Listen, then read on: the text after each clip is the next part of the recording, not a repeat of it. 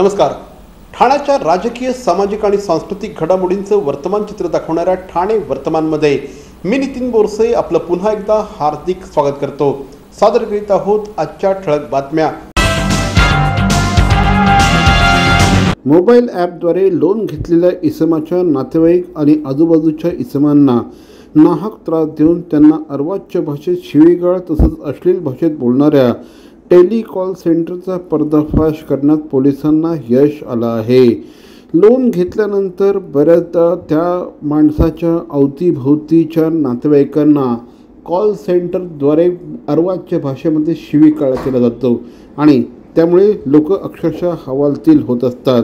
अशाच पद्धतीने एका कॉल सेंटरचा पर्दाफाश करण्यामध्ये खंडणी विरोधी पथकाला यश आलं आहे. शुभम ओझा नावाचा त्याचा सिटीजन फायनान्सचा मालक आहे, त्यालाही या ठिकाणी अरेस्ट केलं.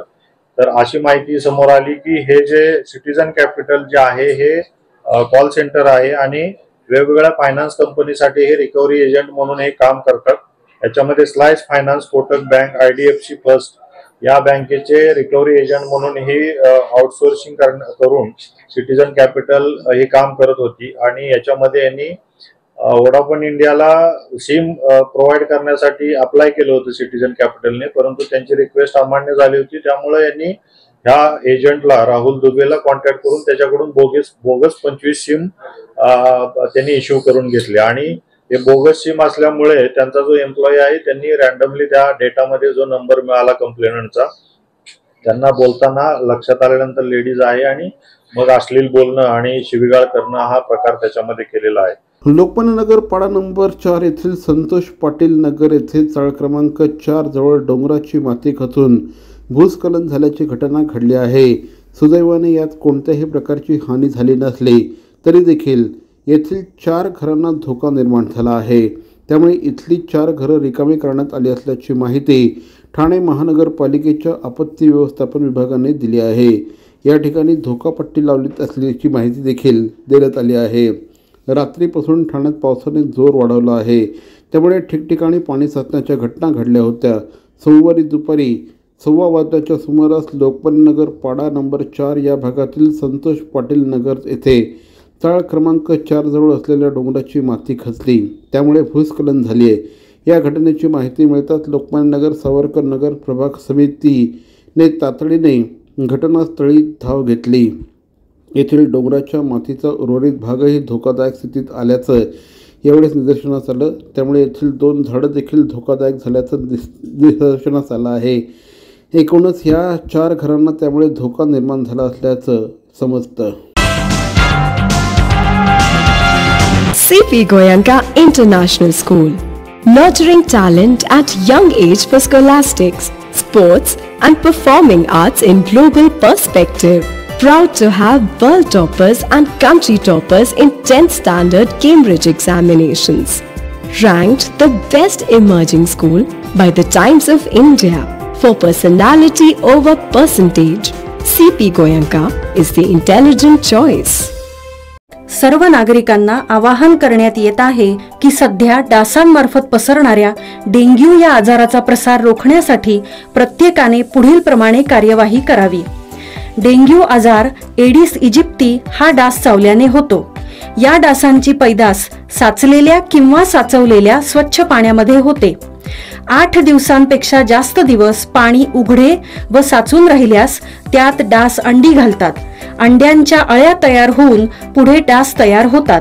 यासाठी आपल्या घरातील पाणी साठे, उदाहरणार्थ बॅरल्स, पिंपे, टाक्या, हौद, रांजणे इत्यादी दर आठवड्याला रिकामे करून घासून पुसून कोरडे करून पुन्हा भरावे. 1 दिवस कोरडा दिवस म्हणून पाळावा. पाणी साठ्यांना घट्ट झाकणे बसवावीत किंवा जुनी साडी, चादर, धोतर यांनी बांधून झाकून ठेवावीत, म्हणजे डास त्यात जाऊन अंडी घालणार नाहीत. घराच्या गच्चीवर, आजूबाजूला, अंगणात कोठेही पाणी साचू देऊ नये. भंगार सामान उघड्यावर टाकू नये, उदाहरणार्थ टायर्स, प्लास्टिक सामान, कुंड्या, टाकाऊ वस्तू इत्यादी. अशा सामानात पावसाचे पाणी साठून त्यात डेंग्यूच्या डासांची पैदास होते. घरातील कूलर्स, फ्रीजच्या पाठीमागील ट्रे हे देखील वेळोवेळी कोरडे करावेत. लक्षात ठेवा, नुसत्या फवारणीने डास घनता कमी होत नाही, तर त्यासाठी डास पैदास ठिकाणे नष्ट करणे ही आपल्या सर्वांची जबाबदारी आहे. कोणताही ताप अंगावर न काढता जवळच्या शासकीय रुग्णालयात मोफत औषधोपचार घ्या. अशा प्रकारे नागरिकांनी सहकार्य केल्यास डेंग्यूचा प्रसार रोखणे सहज शक्य आहे.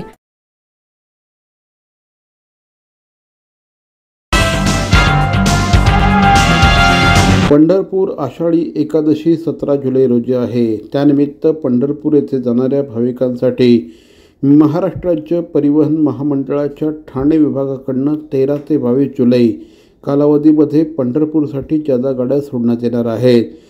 ठाणे विभागाकडून ठाणे बसस्थानक, भिवंडी, कल्याण, विठ्ठलवाडी, डोंबिवली, वाडा, शहापूर, मुरबाड आणि बोरिवली नान्सी कॉलनी येथून 13 जुलैपासून या गाड्या सोडण्यात येणार आहे.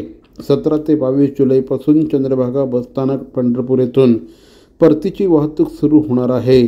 सोडण्यात येणाऱ्या सर्व गाड्यांचं आरक्षण संगणकीय आणि ग्रुप पद्धतीने होणार असल्याची माहिती महाराष्ट्र राज्य परिवहन मंडळाच्या वतीने देण्यात आली आहे. भातसा धरण क्षेत्रामध्ये झालेल्या अतिवृष्टीमुळे ठाणे महानगरपालिकेच्या पिसे पंपिंग स्टेशन तसंच टेम प्राधिकरणाच्या शहाड पंपिंग स्टेशन येथील नदीपात्रामध्ये मोठ्या प्रमाणात गाळ, कचरा आणि झाडांच्या फांद्या जमा झाल्या आहेत. त्यामुळे पूर्ण क्षमतेने पंपिंग होत नसून शुद्धीकरणाच्या प्रक्रियेवर विपरीत परिणाम होत आहे. त्यामुळे महापालिका क्षेत्राला होणारा पाणीपुरवठा कमी झाला आहे. दोन्ही पंपिंग स्टेशनमध्ये पंपाच्या स्टेनरमधील गाळ काढण्याचं काम युद्ध पातळीवर सुरू आहे. पाणीपुरवठा कमी होत असल्याने महापालिका क्षेत्रातील जलकुंभ पूर्ण क्षमतेने भरण्यात समस्या निर्माण झाली आहे. त्यामुळे ठाणे महानगरपालिका क्षेत्रात पुढील 3 दिवस अपुऱ्या प्रमाणात आणि अनियमित पाणीपुरवठा होईल याची नागरिकांनी नोंद घ्यावी. तसंच पाण्याचा वापर जपून करावा आणि महापालिकेला सहकार्य करावं असं आवाहन करण्यात आलं आहे. तर मंडळी, या होत्या आजच्या ठळक बातम्या. ठाणे वर्तमानमधून आम्ही ठाण्याच्या राजकीय, सामाजिक आणि सांस्कृतिक घडामोडींचं वर्तमान चित्र दाखवायचा प्रयत्न करतोय. अर्थातच आपल्या सहकार्याची गरज आहे. तेव्हा आपल्या सूचना आणि समस्या आम्हाला जरूर कळवा. आमचा पत्ता ठाणे वर्तमान, Dadoji Konde stadium, shop number 16, Khatan road, Thane पश्चिम. दूरध्वनी क्रमांक 9820939420. तर मग पुन्हा भेटू उद्या याच वेळी याच ठिकाणी ठाणे वर्तमानमध्ये. तोपर्यंत धन्यवाद. जय हिंद, जय महाराष्ट्र.